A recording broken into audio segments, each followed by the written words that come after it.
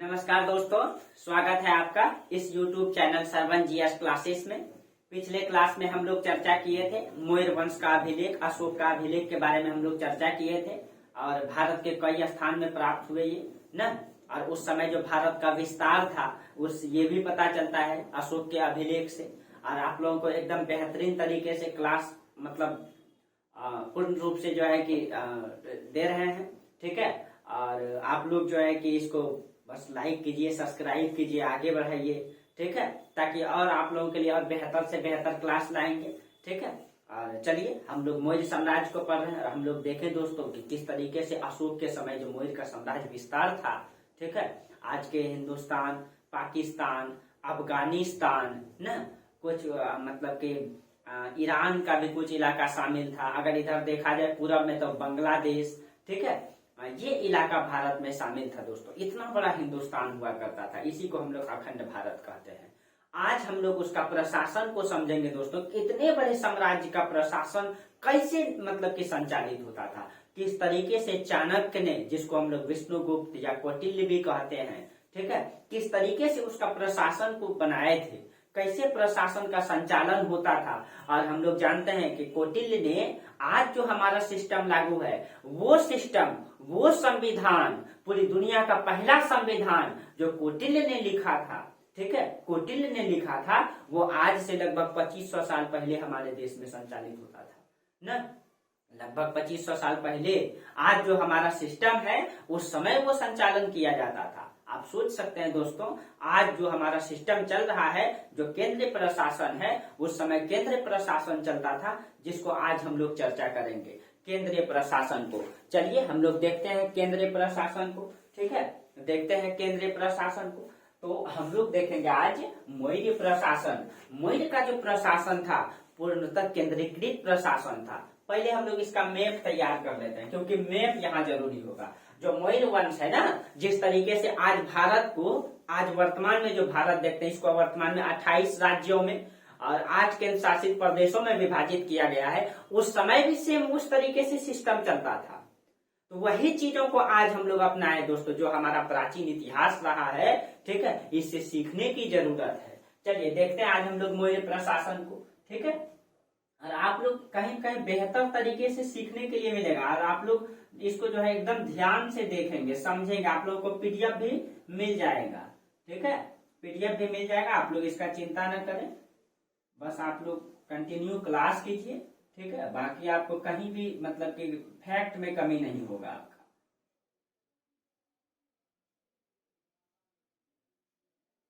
देखिए जो मौर्य साम्राज्य है, इसको आप लोग फिगर में दिखाना है, ठीक है। आप लोगों को इसको फिगर में दिखाना है मौर्य साम्राज्य को, तो इसको थोड़ा चलिए ये हो गया। और इधर आपका पाकिस्तान, जो हमारा सबसे प्यारा और पड़ोसी मुल्क है, क्या है, पाकिस्तान, ठीक है। और ये आपका अफगानिस्तान। यहाँ तक मौर्य साम्राज्य था, ठीक है। इस पूरे और इसका संचालन कहाँ से होता था दोस्तों? इसका संचालन होता था मगध से, ठीक है, यानी सॉरी पटना से, यानी उसको उस समय पाटलिपुत्र कहा जाता था। जैसे आज जो है हमारा प्रशासन कहाँ से चलता है, दिल्ली से, तो उस समय पाटलिपुत्र पटना से चलता था दोस्तों। सोचिए उस समय कितना पटना विकसित होगा। आपको बताएंगे कि चंद्रगुप्त मौर्य का जो आलीशान महल बना हुआ था, लकड़ी का बना हुआ था, इसका सिस्टम भी आपको बताएंगे। सैन्य प्रशासन में इसके सेना के बारे में बताएंगे। तो आप लोग टेंशन न लें, इस पाटलिपुत्र से इस पूरे प्रांत का संचालन होता था। कहां से कहां तक था इसका विस्तार? तो एकदम दक्षिण में कर्नाटका तक, ठीक है, उत्तर पश्चिम में एकदम ये पूरा अफगानिस्तान तक, और पूरब में यहाँ तक बांग्लादेश तक, ये इनका सीमा का विस्तार। ये पूरा जो है इनका साम्राज्य में शामिल था। ये जम्मू कश्मीर होते हुए, ठीक है, ये तराई इलाका नेपाल का, ये इलाका इसमें शामिल था। ये इलाका मौर्य वंश में शामिल था, ये पूरा।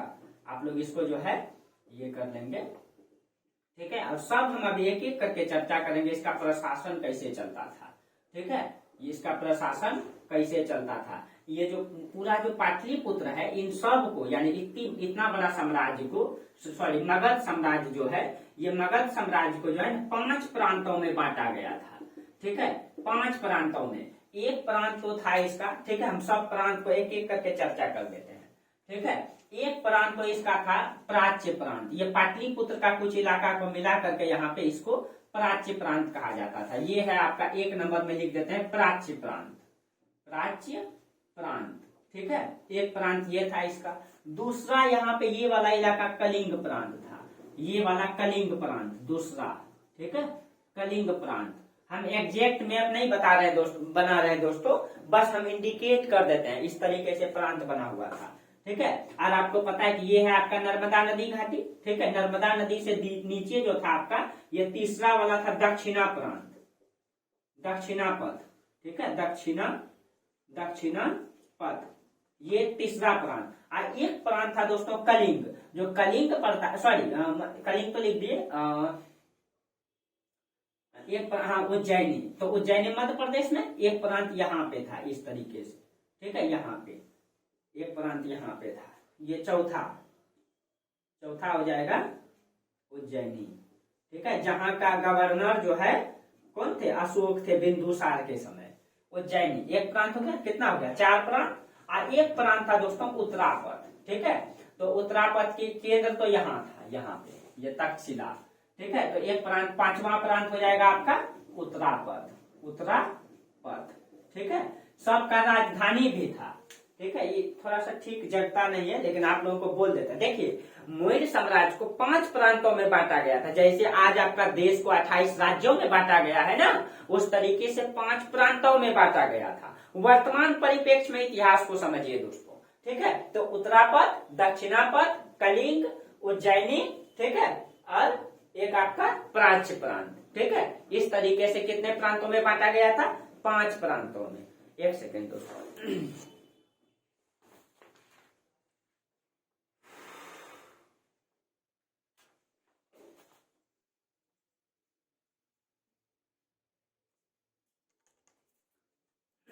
चलिए, हाँ ये हो गया, ठीक है।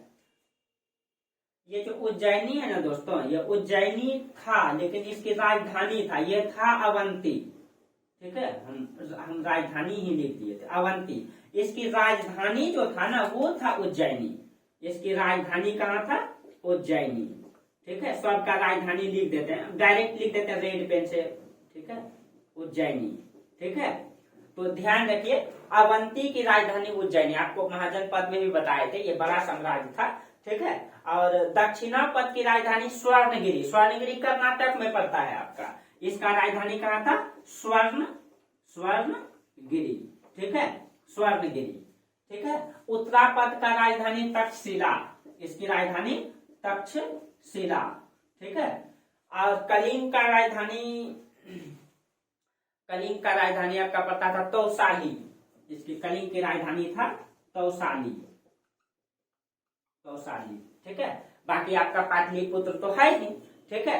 पाटलिपुत्र जो मतलब कि प्राच्य प्रांत था, प्राच्य प्रांत की राजधानी पाटलिपुत्र, ठीक है। ये हो गया आपका 5 प्रांत। मौर्य साम्राज्य को इस तरीके से 5 प्रांतों में बांटा गया था, ठीक है। जैसे आज आपका देश जो है 28 प्रांतों में देश हमारा विभाजित है, और उस 28 राज्यों में और एक राज्य में प्रधानमंत्री होता है। तो यहाँ पे ये कौन साम्राज्य है, ये मगध है दोस्तों, ठीक है, ये मगध साम्राज्य है, ठीक है।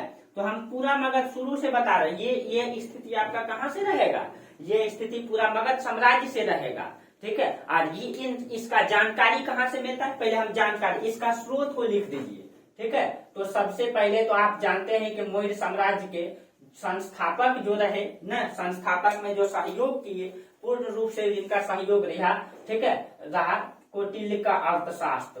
कौटिल्य ने जो पुस्तक लिखी है अर्थशास्त्र में इनका प्रशासन का उल्लेख आता है। दूसरा जो चंद्रगुप्त मौर्य के दरबार में आए मेगास्थनीज ने एक पुस्तक लिखी इंडिका, ठीक है, इंडिका से पता चलता है। प्लस में अशोक का जो जूनागढ़ अभिलेख मिला है गुजरात में, जूनागढ़ अभिलेख से भी इसका जानकारी मिलती है। ये बहुत इंपॉर्टेंट मतलब कि अभिलेख, ये साक्ष्य है इसकी मतलब कि साम्राज्य के प्रशासन की जानकारी का, ठीक है, प्रशासन की जानकारी का ये प्रमुख स्रोत है, ठीक है। और ये भी बता दें आपको, चंद्रगुप्त मौर्य के समय 3 प्रांत थे, आप लोग लिख लीजिएगा साइड में किधर नोट दे करके। चंद्रगुप्त मौर्य के समय 3 प्रांत थे। एक प्रांत को मतलब बिंदुसार ने मतलब कि बनाया, उन्होंने जोड़ा नहीं था किसी भी क्षेत्र को, लेकिन उन्होंने बनाया था, ठीक है, बनाया। उसके बाद एक प्रांत को, कलिंग को अशोक ने जीता, ठीक है। इस तरीके से 5 प्रांत था। अब देखिए, जैसे पूरे साम्राज्य का यानी पाटलिपुत्र में जो बैठता था, पूरे साम्राज्य में कौन बैठता था? राजा, राजा होता था, ठीक है। और प्रांत में जैसे कि हमारा देश का प्रमुख कौन है? प्रधानमंत्री। वास्तविक प्रमुख है प्रधानमंत्री, लेकिन प्रशासनिक रूप से तो राष्ट्रपति है दोस्तों, ठीक है। तो मान लीजिए इस तरीके से प्रधानमंत्री है, और यहाँ पे प्रांत में क्या होता है? मुख्यमंत्री। लेकिन यहाँ राज्य में मुख्यमंत्री, तो यहाँ पे प्रांत में जो है ना, प्रांत में जो होता था उसको युवराज कहा जाता था, ठीक है। युवराज होता था प्रांत में, प्रांत में युवराज, ठीक है। हर प्रांत में युवराज होता था, ठीक है। इस तरीके से प्रशासन को समझना है, एकदम बेहतर तरीके से समझना है। चलिए अब हम लोग एक एक करके प्रशासन को समझ लेते हैं कि कैसे प्रशासन को विभाजित किया गया था। जैसे आज हमारा प्रशासन दिखाई देता है, उस समय भी हमारा प्रशासन था इसी तरीके से, ठीक है। तो कहीं न कहीं, ठीक है, ये मतलब दिखाता है हमारा इतिहास। हम लोग उसी से, हमारा जो इतिहास लिखा गया है दोस्तों, वो चंद्रगुप्त मौर्य का जो कौटिल्य का जो अर्थशास्त्र है, उनका पूरा मतलब सब चीजें उठाया गया। आप देख लीजिए मिला करके। अभी आपको प्रशासन बताते हैं। जैसे सबसे पहले ऊपर से हम लिखते हैं, ठीक है। सबसे पहले क्या? तो सबसे पहले केंद्रीय प्रशासन, ठीक है। पहले केंद्रीय प्रशासन, केंद्रीय प्रशासन सबसे पहले क्या था? केंद्र था। और केंद्र के नीचे क्या है? तो केंद्र के नीचे प्रांत को बनाया गया था, ठीक है। केंद्र के नीचे था प्रांत। अब प्रांत के जैसे आज भी हमारा है ना, जैसे पहले हमारा देश है, फिर राज्य है, तो उस समय देश और राज्य। और राज्य के नीचे क्या होता था? अभी उस समय होता था मंडल, और अभी क्या होता है? प्रमंडल। तो देखिए, प्रांत के नीचे होता था पहले मंडल, ठीक है, मंडल। अभी होता है प्रमंडल, न। अब मंडल के नीचे, जैसे अभी मंडल के नीचे क्या? प्रमंडल के नीचे क्या होता है? जिला। उस समय भी जिला को विषय कहा गया है, ठीक है। तो मंडल के नीचे क्या होता था? विषय। अभी वर्तमान परिप्रेक्ष्य में भी हम इसको लिख देंगे, ठीक है। उसके बाद जिला के नीचे होता था स्थानिक, उसके बाद द्रोणमुख, ठीक है, उसके बाद खरवटिक, उसके बाद संग्रहक, ठीक है। तो जिला के नीचे क्या होता था? जिला के नीचे होता था स्थानिक, स्थानिक, ठीक है। और स्थानिक, स्थानिक के नीचे द्रोणमुख, ठीक है। स्थानिक के नीचे क्या होता था? द्रोणमुख। और द्रोणमुख के नीचे होता था खरवटिक। नीचे क्या होता था?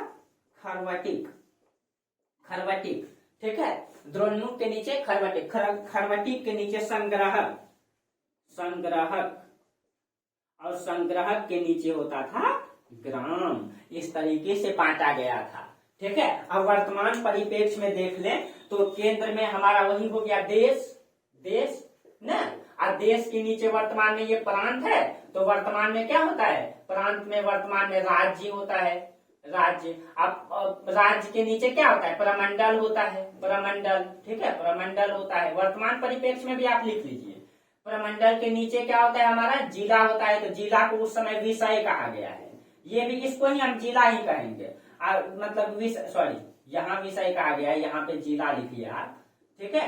और जिला के नीचे क्या होता है? अनुमंडल होता है, अनुमंडल। और अनुमंडल के स्थान पे यहाँ पे स्थानिक होता था, यहाँ स्थानिक होता था। और अनुमंडल के नीचे क्या होता है? अनुमंडल के नीचे होता है हमारा प्रखंड होता है, वर्तमान में प्रखंड, ठीक है, प्रखंड होता है। अब प्रखंड के नीचे इस समय द्रोणमुख होता था। प्रखंड के नीचे ग्राम, वर्तमान में क्या होता है? ग्राम पंचायत होता है, ग्राम पंचायत, ठीक है, पंचायत होता है। यहाँ खरवटिक होता था। ग्राम पंचायत के नीचे क्या होता है हमारा? वार्ड होता है, वार्ड होता है, ठीक है। यहाँ पे संग्राहक होता था। इस तरीके से विभाजित किया गया, और इससे नीचे यहाँ ग्राम था, ठीक है। तो यहाँ वार्ड होता है। इस तरीके से विभाजित किया गया था दोस्तों। और देखिए, प्रशासन को इतना सुदृढ़ बनाया गया था, ठीक है। और सबका प्रमुख रूप से, सबका प्रमुख जो होता था राजा होता था। हर परिस्थिति में निर्णय राजा लेता था। देखिए, इसका प्रशासन को समझिए, किस तरीके से इस इतनी बड़ी साम्राज्य का संचालन करना आसान नहीं था दोस्तों। और उस परिस्थिति में जिस समय ये सिस्टम था कि जिसकी लाठी उसकी भैंस, यानी कि जो राजा सबसे ज्यादा मजबूत होता था वही राजा बनता था। अब मौर्य साम्राज्य ने इतनी बड़ी सत्ता पे काबिज किया और उसको प्रत्यक्ष रूप से कंट्रोल में रखा। कहीं भी विद्रोह का प्रमाण नहीं मिलता है अशोक के समय, ठीक है, और न चंद्रगुप्त मौर्य के समय, बिंदुसार के समय कुछ विद्रोह का प्रमाण मिलता है। आप सोच सकते हैं इतने बड़े साम्राज्य का संचालन इस प्रशासन व्यवस्था से चलाता था। आपको गुप्तचर व्यवस्था बताएंगे, जो आज हम लोग जासूस कहते हैं दोस्तों, उस समय गुप्तचर व्यवस्था रखे थे मतलब कि चाणक्य ने, ठीक है। कहीं न कहीं हमारा इतिहास से इन सब चीजों को लिया गया है। आप इतिहास को आप जोड़ करके पढ़ेंगे तब ना, समझेंगे तब ना, ठीक है। तो देखिए, हाँ, तो हम देखिए अब जैसे यहाँ पे देखिए केंद्र में, केंद्र प्रशासन में, केंद्र में हमारा प्रधानमंत्री होता है, वहां पे राजा होता था। वर्तमान में क्या होता है? प्रधानमंत्री। प्रांत में युवराज होता था, ठीक है। अब वर्तमान में क्या होता है? मुख्यमंत्री होता है, ठीक है। इस तरीके से प्रशासन को बेहतर बनाया गया। स्थानिक के अंतर्गत 800 ग्राम होता था, ठीक है। जो स्थानिक है 800 गांव को मिला करके स्थानिक बनता था। और द्रोणमुख 400 ग्राम को मिलाकर के द्रोणमुख बनाया गया था, 400। और 200 ग्राम को मिलाकर के खरबटीक बनाया गया था। अभी इसको हम समझा देते हैं। 200 और ये 10 गांव को मिलाकर के संग्रहक बनाया गया था, 10 ग्राम को मिलाकर के संग्रह। जैसे अभी देखिए हम लोग क्या करें, 10 गो 14 गो लगभग 14-15 वार्ड मिलाकर के ग्राम पंचायत होता है ना, और कई सारा पंचायत मिलाकर के एक प्रखंड होता है। उसी तरीके से यहाँ था, सबसे निचला इकाई यहाँ क्या है? ग्राम है। तो 10 गो गांव को मिलाकर के एक संग्रहक होता था, 10 गांव। यानी कि एक गांव में तो गांव का मुखिया होगा ही, और उस 10 गांव का मुखिया मिलाकर के एक संग्रहक बना देते, उसका एक मालिक। यानी कि सबसे नीचे उससे नीचे, ताकि प्रशासन में दिक्कत न हो, एक भी जनता को कष्ट न पहुंचे। और ईमानदारी पूर्वक काम करना पड़ता था दोस्तों, ईमानदारी पूर्वक काम करना पड़ता था, ठीक है। तो ये नहीं, ठीक है। तो इसको इस तरीके से आप समझ सकते हैं, ठीक है। इस तरीके से आप समझ। और 200 गांव को मिलाकर के खरबटीक बना दिया कि 200 गांव का संचालन एक व्यक्ति करेगा, और सब का संचालन राजा करेगा, सब का न्याय राजा करेगा। इसको केंद्रीकृत प्रशासन कहते हैं। क्या कहते हैं? देखिए, केंद्रीकृत प्रशासन, ठीक है। हम इधर लिख देते हैं, देखिए यहाँ पे लिख देते हैं, इधर थोड़ा उत्तरापद को इधर लिख देते हैं, ठीक है। यहाँ पे लिख देते हैं उत्तरापद, उत्तरापद। और उत्तरापद की राजधानी कहाँ है? तक्षशिला है, ठीक है, तक्षशिला, तक्षशिला। यानी इस क्षेत्रों का संचालन जो है यहाँ से होता था, ठीक है। अब देखिए हम पढ़े केंद्रीय प्रशासन। केंद्रीय प्रशासन का मतलब होता है, ठीक है, केंद्रीय प्रशासन, इसके अंतर्गत हर चीजें आ जाता है।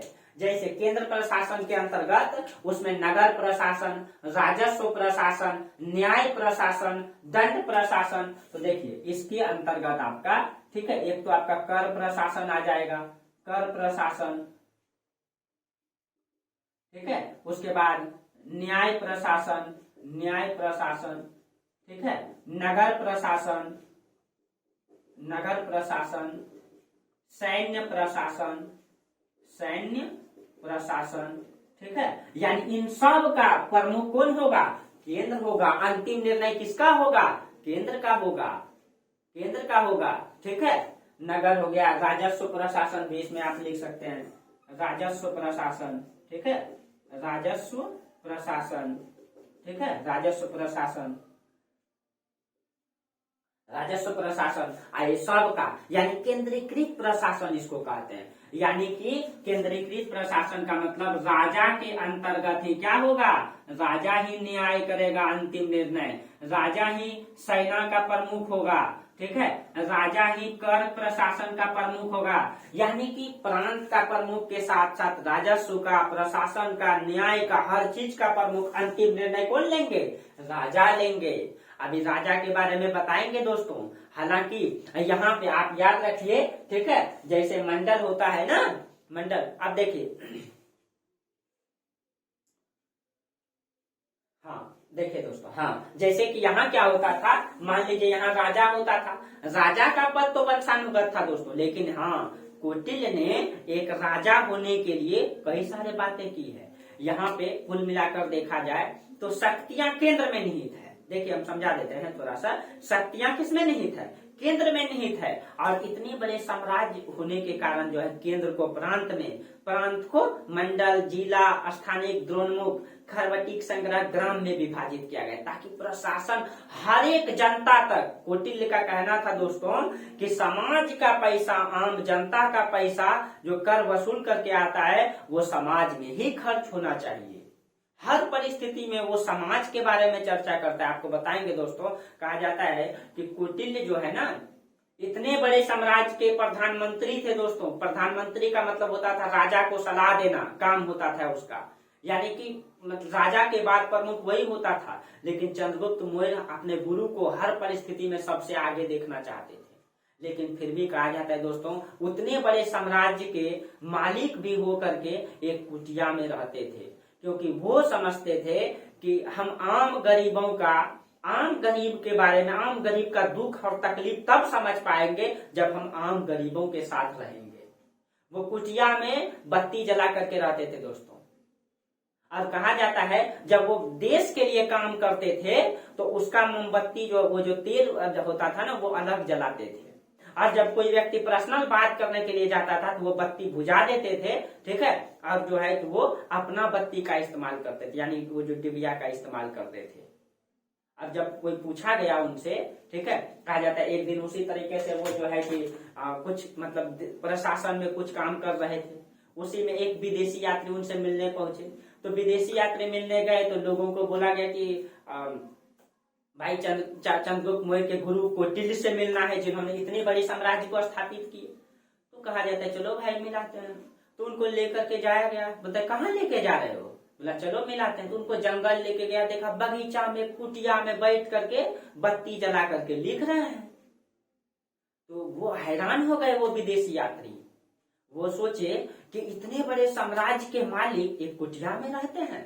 तब उनको कौटिल्य ने कहा कि ये जो गरीब जनता का दुख और दर्द है ना, हम तभी इस गरीब जनता का दुख और दर्द समझ पाएंगे जब हम उसके जैसा ही रहेंगे। हम महलों में रह करके गरीब जनता की भलाई नहीं सोच सकते हैं, हम महलों के आदी हो जाएंगे। उसके बाद जैसे वो पहुंचे तो कहा जाता है वो जो बत्ती जो जला करके लिख रहे उनको बुझा दिए, उसके बाद दूसरा जला दिए।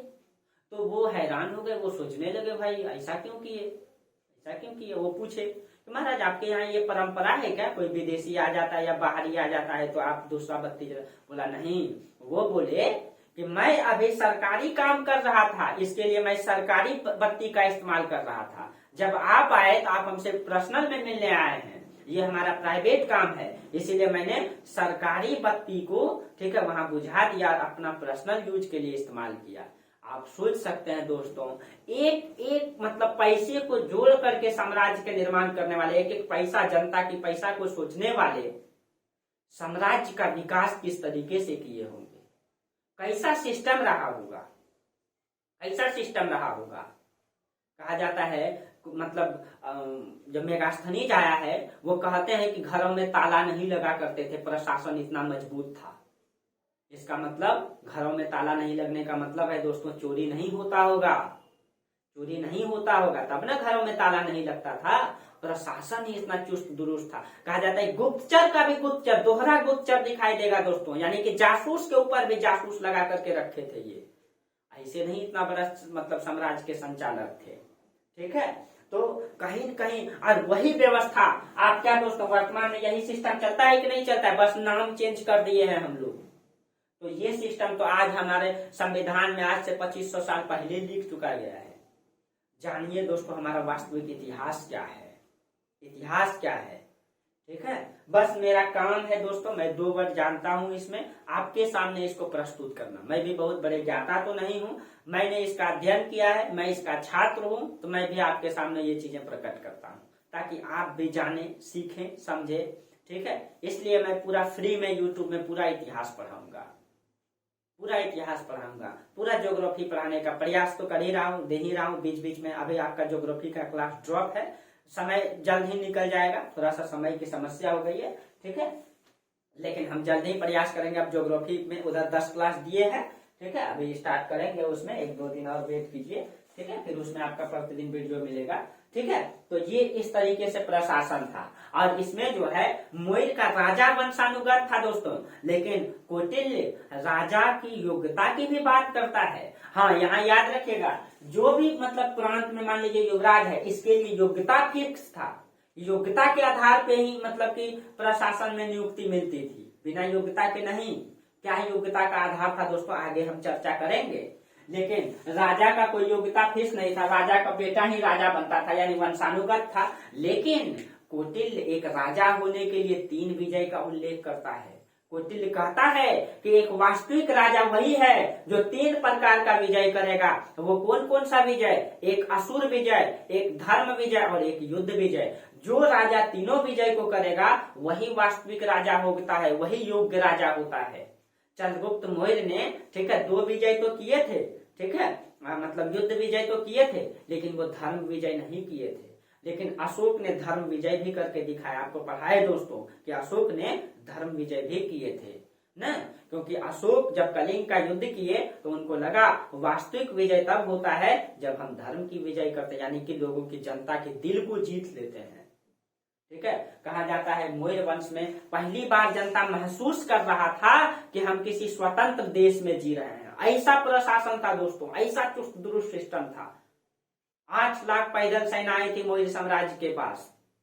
समथिंग 30,000 मतलब घुड़सवार हुआ करता था, 8,000 अश्वचालित रथ था और हाथी था। सोचिए इतनी बड़ी सेना का संचालन कैसे होता था, कितनी संपत्ति थी मौर्य साम्राज्य में। आगे हम चर्चा करेंगे दोस्तों, सब के बारे में एक एक करके अभी हम चर्चा करेंगे। आप लोग घबराए नहीं, मेरा क्लास कंटिन्यू कीजिए आप लोग। ठीक है, क्लास मेरा कंटिन्यू कीजिए, कहीं भी दिक्कत नहीं होगा आप लोगों को। ठीक है, अब देखिए जो प्रशासन है उसमें थोड़ा और डिटेल्स कर देते हैं, इसको मिटा करके। ठीक है, इसको मिटा करके थोड़ा सा और डिटेल्स करते हैं कुछ।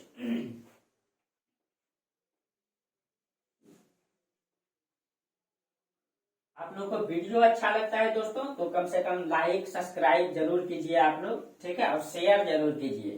ठीक है, आप लोग के ही मतलब बदौलत हम जो है कि आगे बढ़ सकते हैं। ठीक है, चलिए आप लोगों से उम्मीद है आप लोग जरूर करेंगे, शेयर वीडियो की जरूर कीजिए, लाइक जरूर कीजिए। ठीक है, मेहनत करता हूँ दोस्तों आप लोगों के लिए। ठीक है, और आगे भी करते रहेंगे।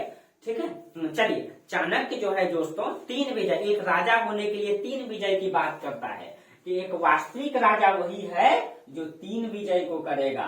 ठीक है, कौन कौन सा विजय? एक तो सबसे पहले आपका युद्ध विजय, ठीक है, युद्ध विजय। दूसरा आपका असुर विजय, असुर विजय। और एक आपका धर्म विजय। ठीक है, चंद्रगुप्त मौर्य ने ये विजय तो किए थे लेकिन धर्म विजय नहीं किए थे। अशोक धर्म विजय भी किया, आपको बता भी चुके हैं। ठीक है, चाणक्य ने जो पुस्तक लिखी है दोस्तों अर्थशास्त्र, ठीक है, उसके बारे में, अर्थशास्त्र के बारे में स्पेशल कभी चर्चा करेंगे हम, हो सकता है। ठीक है, इसके लास्ट क्लास में करेंगे। लेकिन जो चाणक्य का जो अर्थशास्त्र है ना, वो 15 अधिकरण में बटा हुआ। 15 अधिकरण का मतलब अध्याय में बटा हुआ है। उसमें जो मतलब वो जो 15 अध्याय है उनमें से 15 में जो 6वां अधिकरण है या अध्याय है उसमें सप्तांग सिद्धांत दिया गया है। ठीक है, जो कौटिल्य ने जो पुस्तक लिखी है अर्थशास्त्र, ठीक है, अर्थशास्त्र, ये जो अर्थशास्त्र है दोस्तों ये 15 अधिकरण में है। अधिकरण का मतलब हो गया अध्याय में है। ठीक है, और इसका जो 6वां अध्याय है, ठीक है, 6वां अध्याय है या अधिकरण है, इसमें जो है सप्तांग सिद्धांत दिया गया है। इसमें क्या दिया गया है? सप्तांग सिद्धांत। सप्तांग सिद्धांत है ये। सप्तांग सिद्धांत क्या है? ठीक है, सप्तांग सिद्धांत में वो जो है सात उसमें लिखे हैं स्वामी। स्वामी के अंतर्गत होगा अमात्य, जनपद, दुर्ग, बल, कोष, मित्र। देखिए इसमें सप्तांग सिद्धांत में वो कहे हैं कि सबसे ऊपर वो स्वामी को रखे हैं। इसमें जो है स्वामी, और स्वामी ये किसको कहते हैं? ये राजा को स्वामी कहते हैं। राजा, और इस राजा के अंतर्गत 6 होंगे। कौन कौन? एक अमात्य, जनपद, दुर्ग। इसी के अंतर होगा आपका अमात्य, इसी के अंतर होगा आपका जनपद। ठीक है, जनपद, इसी के अंतर्गत होगा आपका दुर्ग। अमात्य, जनपद, दुर्ग, बल, कोष, मित्र। ठीक है, बल, कोष, मित्र, मित्र। ठीक है, मित्र। ये किसके अंतर्गत होगा? ये स्वामी के अंतर्गत होगा। यानी स्वामी कौन है यहाँ? स्वामी राजा है। और इस सब के अंतर्गत ये छवो होगा। ठीक है, यहाँ कोमा दे दीजिए। ठीक है, 1 2 3 4 5 6, हाँ 6 1 7। ये इसी को सप्तांग सिद्धांत, यानी कि उसने आगे इसी में आगे कहा है, यही 6वां अधिकरण में वो सप्तांग सिद्धांत का चर्चा करता है। उसी में वो आगे कहता है इसके बाद कि मतलब कि जो स्वामी है, ठीक है, ये आगे कहता है, ये छव जो है ये किस पे निर्भर है? ये स्वामी पे। यानी स्वामी कौन है? राजा है। ठीक है, आज कोटिल आगे कहते हैं, इसीलिए किसी भी हाल में वो, ठीक है, किसी भी हाल में वो राज्य का हार या मतलब कि जो मतलब राजा का हार या जीत जो है वो राज्य का हार या जीत होता है। अगर एक राजा हार जाएगा दोस्तों तो पूरे राज्य का हार या जीत होगा ना, क्योंकि एक राजा पराजित पूरे साम्राज्य खत्म। इसीलिए कौटिल्य दोस्तों हर परिस्थिति में राजा को बचाने का काम करता है। हर परिस्थिति में राजा को बचाने के लिए वो काम करता है। कहा जाता है कि चंद्रगुप्त मौर्य के लिए कौटिल्य ने महिला अंगरक्षिका नियुक्त की थी। अब महिला अंगरक्षिका को, ठीक है, मौर्य प्रशासन में जब चंद्रगुप्त मौर्य शासक थे दोस्तों, ठीक है, चंद्रगुप्त मौर्य थे, इनको बचाने के लिए हर परिस्थिति प्रयास करते हैं चंद्रगुप्त कौटिल्य, और इसके लिए महिला अंगरक्षिका रखा गया था। ठीक है, जिसको आप लोग बॉडीगार्ड कहते हैं, महिला अंगरक्षिका। ठीक है, महिला अंगरक्षिका रखा था उस समय। इसको जो है ना समरंगनिया कहा गया है। ठीक है, समरंगनिया। ठीक है, इसको इस तरीके से लिखिए, समरंगनिया कहा गया है। ठीक है, ये अंगरक्षिका है उनका। ठीक है, और देखिए मतलब उस समय राजा को बचाने के लिए कौटिल्य जो है विष तंत्र का भी उपयोग करता है। विष तंत्र का, ठीक है, उस समय मतलब कि प्रचलन में था दोस्तों कि क्या होता था ना कि उस समय जानते हैं कि राजा महाराजा थोड़ा अय्यासी होते थे। चंद्रगुप्त मौर्य के बारे में कहीं प्रमाण नहीं है दोस्तों कि चंद्रगुप्त मौर्य अय्यासी थे। ठीक है, लेकिन क्योंकि दोस्तों एक बेहतर योद्धा, एक बेहतर व्यक्ति, ठीक है, इतने बड़े साम्राज्य के निर्माता हो सकते हैं, अय्यासी व्यक्ति कैसे हो सकते हैं? क्या एक अय्यासी व्यक्ति बेहतर योद्धा कैसे हो सकते हैं? ठीक है, तो कहा जाता है। हाँ दोस्तों, बाद में लेकिन चंद्रगुप्त मौर्य का तो बचपन से आपको बताया कि उनका स्थिति कैसा में बीता है। ठीक है, तो कहा जाता है महिला उस समय प्रचलन में था दोस्तों कि मतलब मैं कहानी ये बताने जा रहा था कि प्रचलन में ये था कि होता क्या था, जो नर्तकी होती थी ना, राजा महाराजा नर्तकी के शौकीन होता था, डांस का, जो नर्तकी डांस करती थी, मतलब सुंदर सुंदर गणिकाएं होती थी, मतलब नर्तकियां होती थी, जो राजा मतलब उस समय मतलब मनोरंजन के साधन हुआ करता था। तो राजा उस समय होती, तो उस समय राजा को मारने के लिए क्या करता था, बहुत सारे नर्तकी ऐसी होती थी जो कि मतलब विष पी करके जो है ना अपने आप में जहर उत्पन्न करके रखती थी। ठीक है, अब वो राजा मतलब कि वो नर्तकी जो है राजा को चुंबन करके जो है मतलब चुंब लेती थी, तो राजा की मृत्यु हो जाता था। ठीक है, क्योंकि वो जो है वो नर्तकी प्रतिदिन हल्का हल्का जहर पीती थी। ठीक है, और उसके अंतर्गत उतना वो एब्जॉर्ब करने की क्षमता हो जाता था उतना जहर को। अब वो नर्तकी जब किसी राजा को चुंबन कर लेती थी तो राजा की मृत्यु हो जाती, ऐसी परंपरा था। तो कौटिल्य ने हर परिस्थिति में मतलब राजा को बचाने का काम करते थे। वहां उन्होंने विष तंत्र का उल्लेख किया है, उल्लेख ये किया है कि चंद्रगुप्त मौर्य को कौटिल्य जो है भोजन में हल्का हल्का जहर प्रतिदिन दिया करता था दोस्तों, प्रतिदिन, ताकि मतलब वो जो है एब्जॉर्ब कर ले, ताकि जहर खिला करके या मतलब ऐसी कोई नर्तकी या मतलब ये इनको मार न सके, क्योंकि राजा को हर परिस्थिति में बचाने का प्रयास करे, क्योंकि राजा मरेगा साम्राज्य खत्म। इसीलिए वो राजा को बचाने के लिए हर परिस्थिति प्रयास करते हैं। और वही ना कहा जाता है चंद्रगुप्त मौर्य का जो पत्नी थी, एक दिन मतलब धोखे से वो भोजन चख ली तो उनका शरीर में जो है कि विष का प्रभाव पड़ गया। तो उस समय वो गर्भवती थी, उसका पेट में जो है कि चंद्रगुप्त मौर्य का पुत्र बिंदुसार था। तो जब विष का जहर जब फैल गया पूरा शरीर में फैल गया, तो कहा जाता है कि कौटिल्य ने तुरंत अपना चिकित्सालय उनको लेके गया, उनका ऑपरेशन किया गया। तो उन महिला उनकी पत्नी को तो नहीं बचा पाए, लेकिन जो पेट में गर्भ में जो बच्चा था उनको बचा लिया गया। उसका शरीर में बिंद मतलब कि प्रभाव पड़ गया था, जहर में बिंद बिंद दाग पड़ गया था, इसीलिए उसका नाम क्या रखा, बिंदुसार रखा गया ना, बिंदुसार रखा गया। तो देखिए दोस्तों, तो कहीं न कहीं इसका आप सोच सकते हैं दोस्तों, ये सिस्टम था हमारे।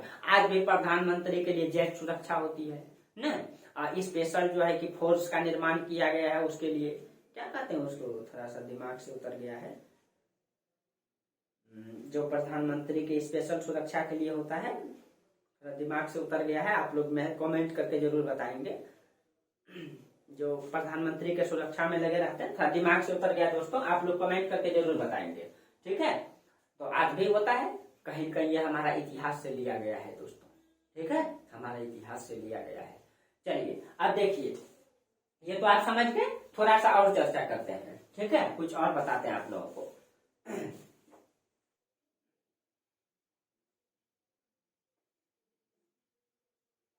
प्रशासन ही पढ़ाएंगे तो बेहतर पढ़ाएंगे, कोई भी टॉपिक, ठीक है। हम कोशिश करते हैं आप लोगों को, ठीक है, कि हम बेहतर से बेहतर कंटेंट दें। थोड़ा सा मेरा वीडियो लंबा होता है दोस्तों, इससे बहुत सारे लोग नाराज भी होते हैं, लेकिन मेरा मजबूरी है दोस्तों कि छोटा वीडियो बनाएंगे तो बहुत ज्यादा बनेगा, मतलब बहुत वीडियो बन जाएगा, प्राचीन भारत का 200-300 वीडियो बन जाएगा, ठीक है।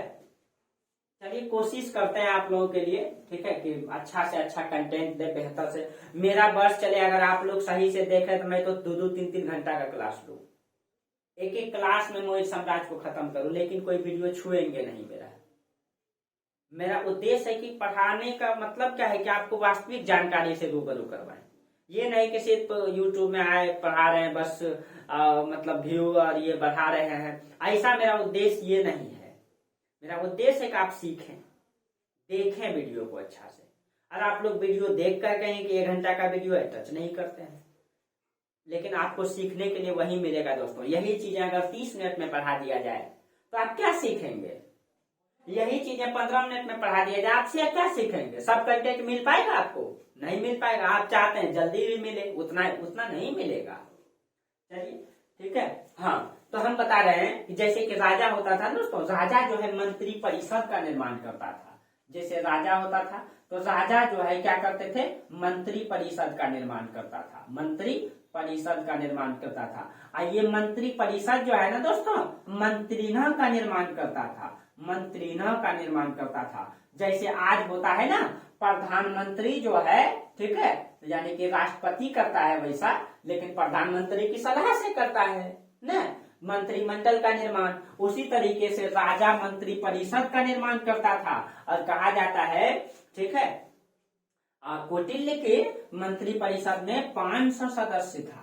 500 सदस्य, आप सोच सकते हैं दोस्तों, 500 सदस्य था। और कौटिल्य कहता है कि जितना बड़ा मंत्री परिषद उतना बेहतर निर्णय होगा, ठीक है, उतना बेहतर निर्णय होगा। आप समझिए इसको कैसे। अब मंत्रिना में 4 सदस्य होते थे, 4 सदस्य, जो मंत्री परिषद ही 4 प्रमुख व्यक्ति को चुन लेते थे। और मंत्रिना, और इसमें से जो है 4 व्यक्ति में जो है एक आपका राजा होता था, एक राजा, ठीक है, और एक जो है आपका युवराज होता था, एक युवराज होता था, एक सन्निधता होता था, सन्निधता होता था, ठीक है, और एक आपका होता था जो सेना का प्रमुख होता है उसको क्या कहते हैं? सेना नायक, सेना नायक होता था, ठीक है। ये 4 व्यक्ति होता था। सेनापति जो है सेनापति, ठीक है।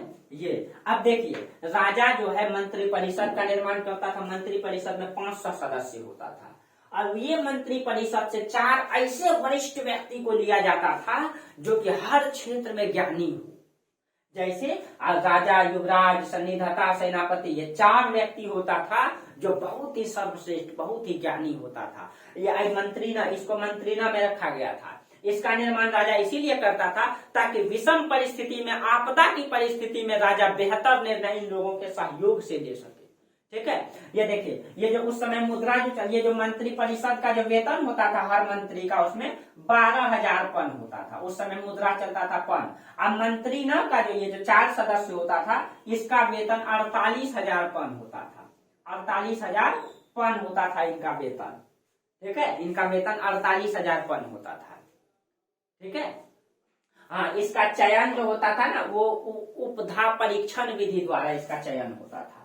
उपधा परीक्षण विधि द्वारा इसका चयन होता था। इनका चयन, मंत्री परिषद का चयन उपधा परीक्षण, जैसे आज चुनाव होता है ना, ठीक है, उसी तरीके से, ठीक है। तो राजा के अंतर्गत क्या होता था? अब देखिए यहाँ लिख देते हैं थोड़ा सा।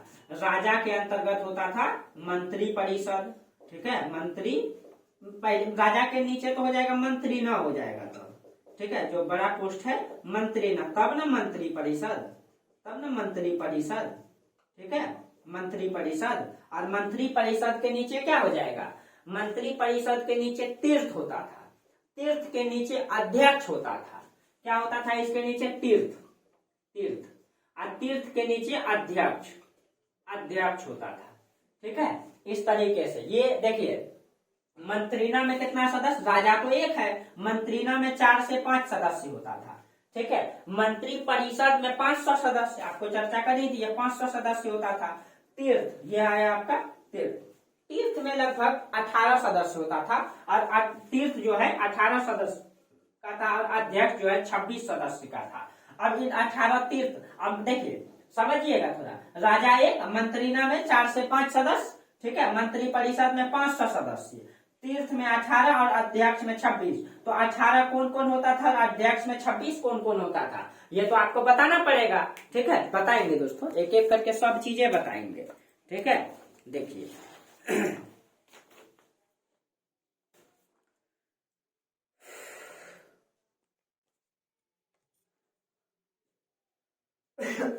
चलिए, ये यहां तक आप लोग समझ गए। चलिए अब मिटा देते हैं पहले इसको।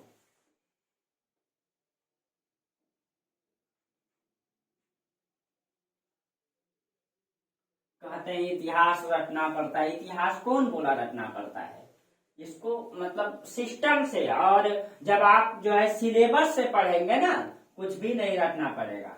इतिहास को आपका जेहन में नहीं उतार दिए तो फिर क्या। चलिए अब देखिए, हाँ अब देखिए आप समझ गए कि मतलब कि सबसे पहले राजा, उसके बाद मंत्री न, मंत्री परिषद न, उसके बाद पद न, जिसको तीर्थ कहते हैं, उसके बाद अध्यक्ष।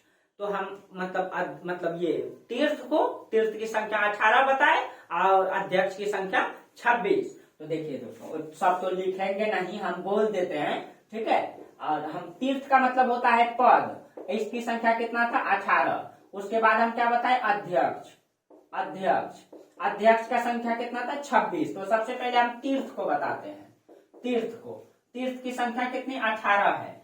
देखिए 1 2 3 4 5 6 7, ठीक है। आप लिखते चलिएगा, ठीक है, हम बोल देते हैं, मतलब समय लग जाएगा इसे, ठीक है। हम बोल देते हैं, हम 2 बार बोल देते हैं। सबसे पहले होता था सन्निधता, ठीक है, सन्निधता जो है कोषा अध्यक्ष, जो राजकोष का अधिकारी होता है ना, उसको सन्निधता कहा जाता था। समाहर्ता, समाहर्ता जो राजस्व विभाग का प्रमुख होता था, ठीक है, उसको समाहर्ता कहा जाता था। उसके बाद होता था युवराज, तो प्रांतों का प्रमुख होता था, आपको बताई दिया कि प्रांत का प्रमुख होता था युवराज। तीसरा हो गया, ठीक है, सॉरी नहीं गलती हो गया, 1 नंबर में सबसे पहले पुरोहित होता था, पुरोहित, ठीक है। और पुरोहित का 2 काम होता था, पुरोहित जो है प्रधानमंत्री भी था और सलाहकार भी था। पुरोहित जो है प्रधानमंत्री भी था, प्रधानमंत्री भी था, और यही जो है आपका सलाहकार भी था, सलाहकार भी था। और कौटिल्य का जो सलाहकार और प्रधानमंत्री, चंद्रगुप्त मौर्य का जो सलाहकार और प्रधानमंत्री था, ये कौटिल्य थे, कौटिल्य, ठीक है। कुछ दिन तक ये बिंदुसार के समय तक भी रहे, ऐसा उल्लेख आता है। अब दूसरा में आप लिखिएगा, ठीक है, समाहर्ता, समाहर्ता जो होता था, मतलब कि समाहर्ता जो होता था वो राजस्व विभाग का प्रमुख होता था, ठीक है, समाहर्ता, समाहर्ता। उसके बाद सन्निधता, सन्निधता, ये जो सन्निधता होता था, ठीक है, ये कोषाध्यक्ष, राजकोष का अधिकारी होता था। उसके बाद आपका युवराज होता था, युवराज, ये प्रांत का प्रमुख होता था युवराज, ठीक है। युवराज के बाद प्रदेष्टा, आप अब लिख लीजिएगा, प्रदेष्टा, फौजदारी न्यायालय का प्रमुख जो होता था वो प्रदेष्टा कहलाता था। उसके बाद होता था व्यवहारिक, दीवानी न्यायालय का जो प्रमुख होता था उसको व्यवहारिक कहा जाता था। देखिए आप वीडियो पीछे कर करके लिख लेंगे, लेकिन वीडियो पीछे करके रोक करके लिख लीजिएगा, ठीक है।